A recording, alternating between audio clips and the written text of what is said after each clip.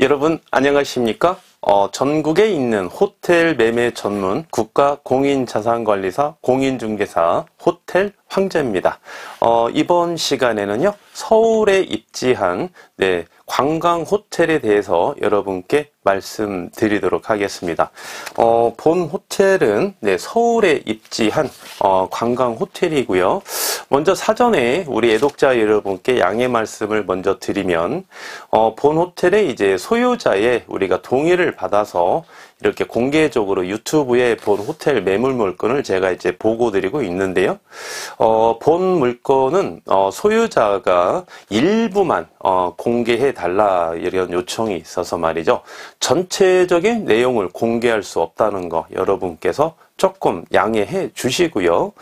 개인적으로 연락해 주시면 미팅을 통해서 본 물건에 대해서 구체적인 사항에 대해서 말씀드리도록 하겠습니다. 다시 한번 양해 말씀 부탁드리면서 서울에 있는 관광 호텔 브리핑 시작드리도록 하겠습니다. 본 호텔은 서울에 입지한 관광 호텔입니다. 관광 호텔 신축 관광 호텔 이렇게 보시면 되겠습니다. 신축 관광 호텔. 물건 번호는 120-190번에 해당되는 호텔이고요. 사용 승인일 2017년 1월 20일 날 사용 승인을 받았죠. 그리고 이제 층수는 지하 5층, 지하 5층부터 지상 17층까지 이렇게 형성되어 있는 호텔이고요. 대지 면적이 2,797제곱미터, 평수로는 846평입니다. 대지 면적이 846평, 연면적은 25,610제곱미터고요. 평수로 환산하시면 건축물의 면적은 7,747제곱미터입니다. 현재 매가 소유자의 동의하에 현재 1,500억에 진행하고 있는 호텔이고요. 소유자께서는 임대 중에 있습니다. 임대 중에 있고요. 여기에서 이제 구체적인 보증금이나 월세를 제가 공개해 드리지 못하는 것 좀 양해해 주시고요. 이거는 하나 제가 팁을 드리겠습니다. 보통 이제 이 정도 매가가 1,500억 정도 되는 임차인과 같이 현 임차인과 임대차 계약을 체결하지 않습니까? 임대차 이제 계약을 체결하는 경우, 이 경우 우리가 통상 이제 임대를 줄 때에는 임대 그 기간이, 임대차 기간, 존속 기간이 보통 몇 년이죠? 이거는 이제 임의 기간입니다. 법으로 정해진 그 계약의 기간은 없어요. 주택이든 상가든 호텔도 역시 마찬가지입니다. 임대인과 임차인이 서로 협의해서 그 존속 기간을 정할 수가 있는데, 통상 호텔도 마찬가지입니다. 보통 우리가 2년씩 이렇게 임대차 계약을 체결하죠. 그런데 매가가 한 1,500억 정도 되는 이 정도 규모의 호텔은 임대차 계약을 체결하게 되면 보통 존속 기간이 말이죠, 2년씩 이렇게 계약하지 않습니다. 통상입니다. 통상 5년, 짧게는 5년, 10년, 15년, 20년, 이렇게 길게는 30년도 제가 봤어요. 30년. 이런 기간이 상당히 길다. 존속 기간이. 이런 거는 여러분께서 좀 참고로 알아두시면 되겠습니다. 그래서 현재 소유자는 임대 중에 있다. 이렇게 보시면 되겠고요. 그 다음에 최대 용자, 그 다음에 현재 용자, 그죠? 그리고 실인수가, 그 다음에 월 매출, 이거는 조금 비공개로 진행해 달라. 그래서 여러분께 좀 양해 말씀 드리겠고요.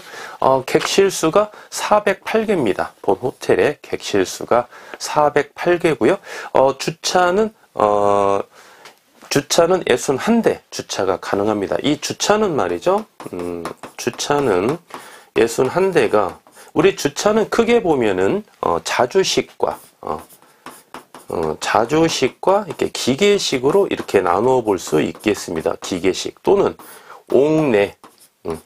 옥내의 주차 대수, 옥외 이런 주차 대수를 우리가 볼 수 있는데, 여러분께서 이제 건축물 대장을 열람해 보시죠. 건축물 대장에 보면 이렇게 나와 있습니다. 주차 몇 대 가능. 건축물 대장상에 나와 있는 주차 대수는 그 주차 라인을 이야기하는 거예요. 주차 라인. 법적 주차 라인이 있죠. 이렇게 그려져 있죠. 주차 라인이. 그 주차 대수를 이야기하는 겁니다. 이렇게 라인이 형성되어 있는 거. 이게 몇 대다. 이렇게 나와 있는 거고요.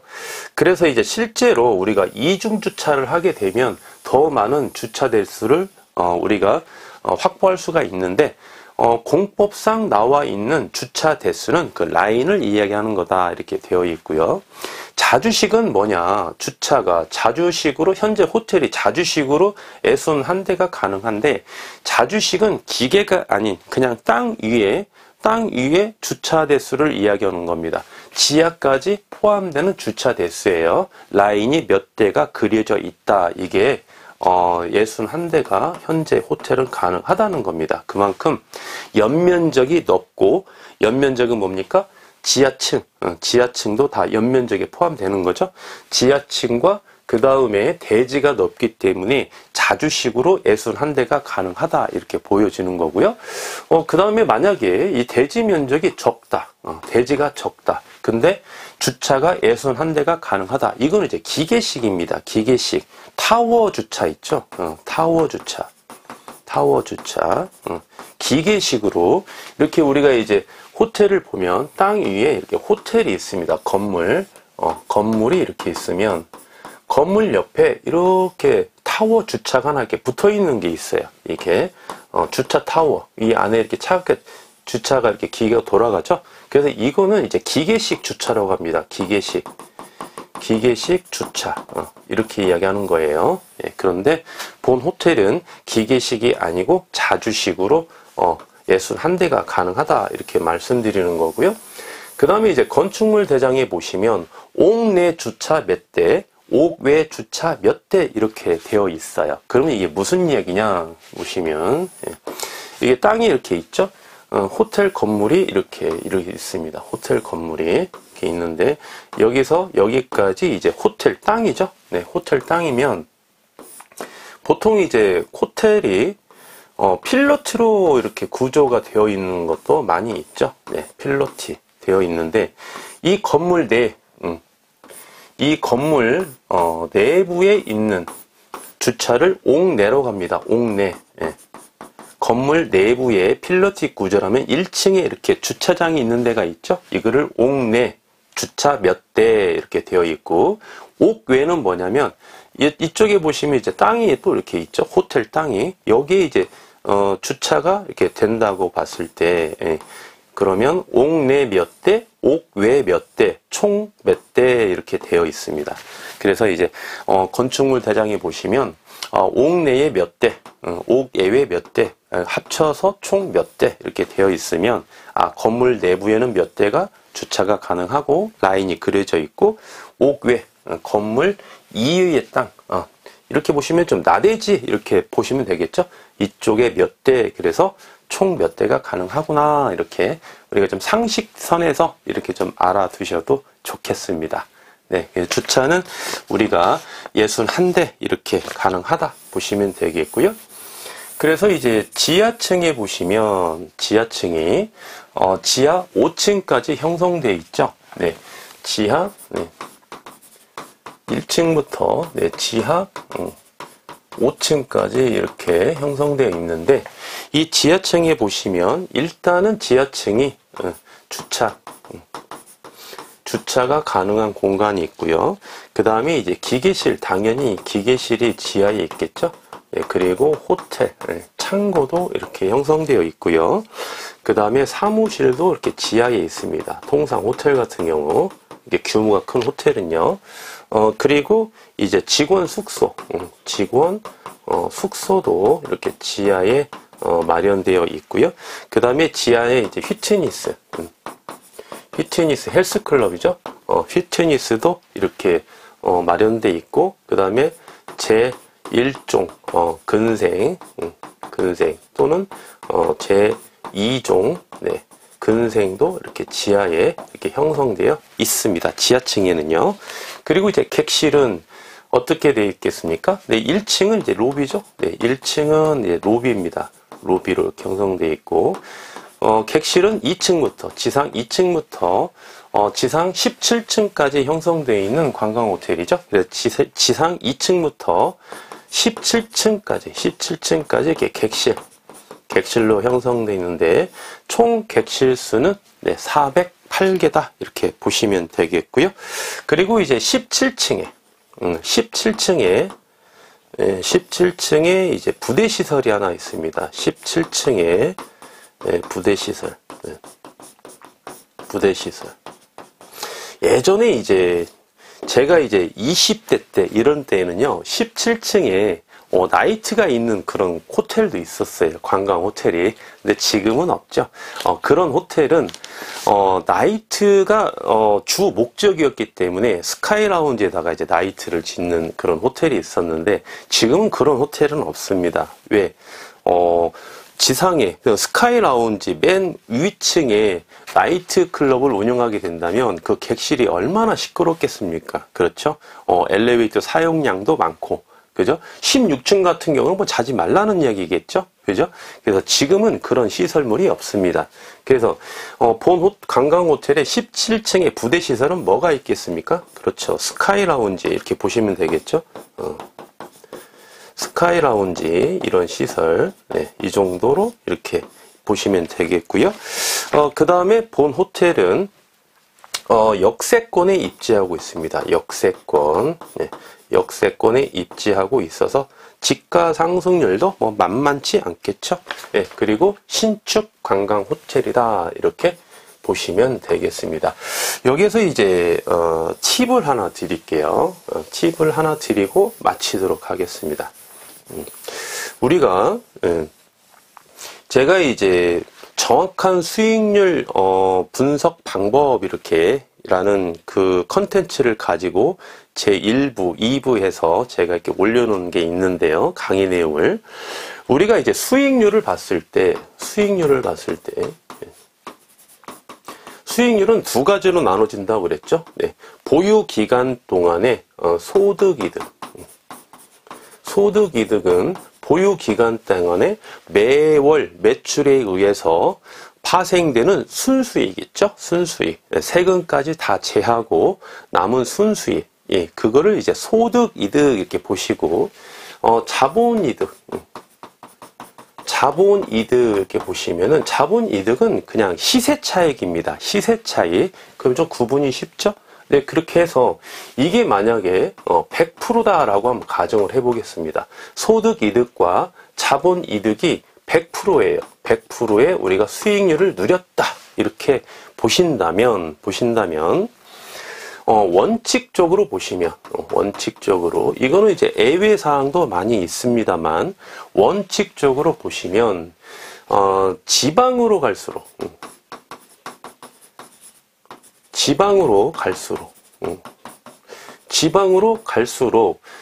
소득이득이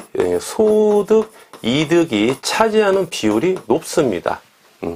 소득이득이 차지하는 비율이 높아요.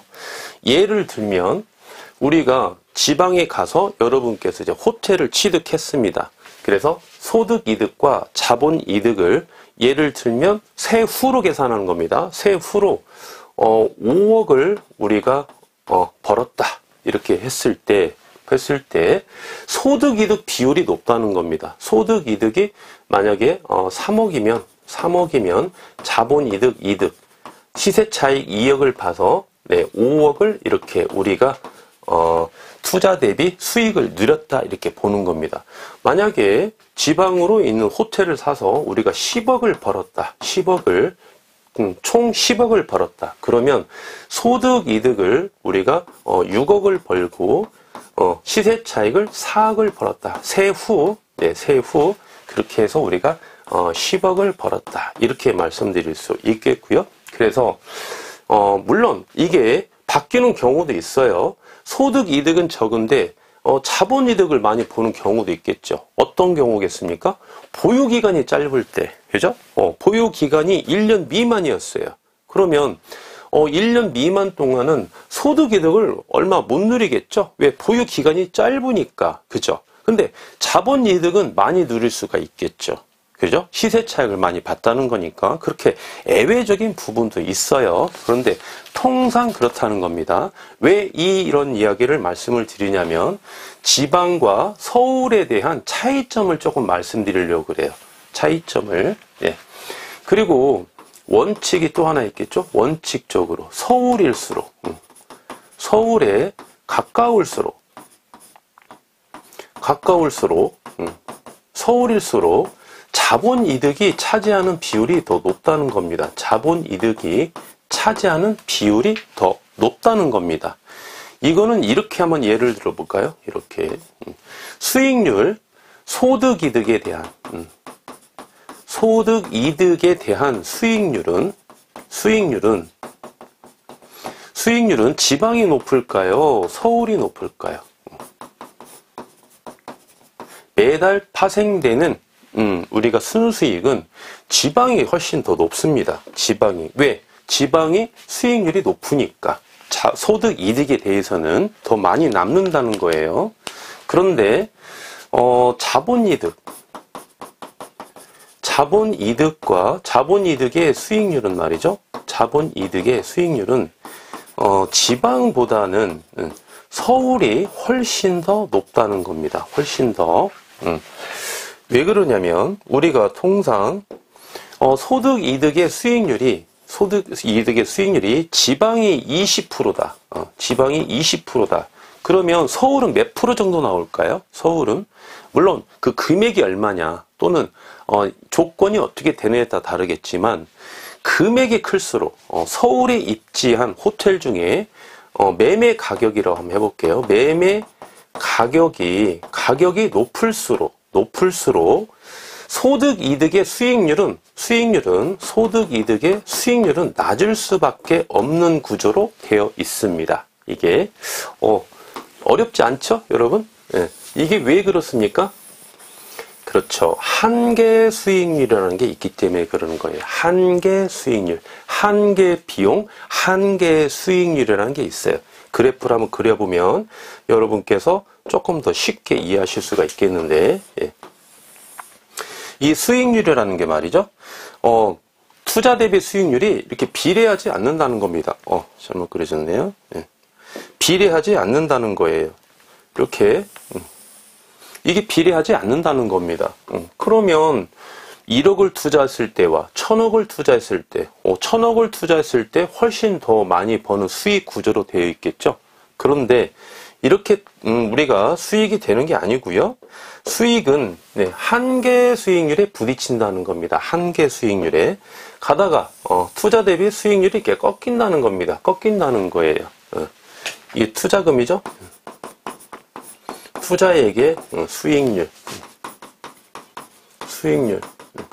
투자액이 일정한 금액이 되어 있을 때는 비례하지 않고 약간 꺾인다는 겁니다. 수익률이. 그래서 매매 가격이 높을수록 수익률은 하락한다는 겁니다. 꺾이니까. 예, 마이너스 값이 아니라 플러스 값이긴 한데도 소액 투자 대비 우리가 큰 금액을 투자했을 때는 수익률이 꺾인다는 겁니다. 그러면 지방이 20% 수익이 나오면 서울 같은 경우 소득 이득에 대한 수익률은 여기가 5%만 나올 수도 있어요. 5%.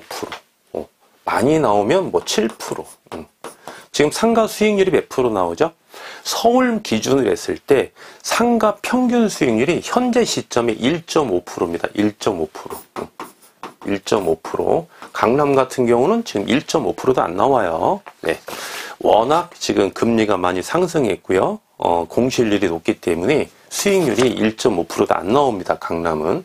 평균 1.5% 정도 나오는데, 그래서 이 서울 같은 경우 그러면 다 지방에 사지 왜 서울에 호텔을 사느냐 이렇게 볼 수도 있겠죠. 그런데 호텔은 더 많이 선호하죠.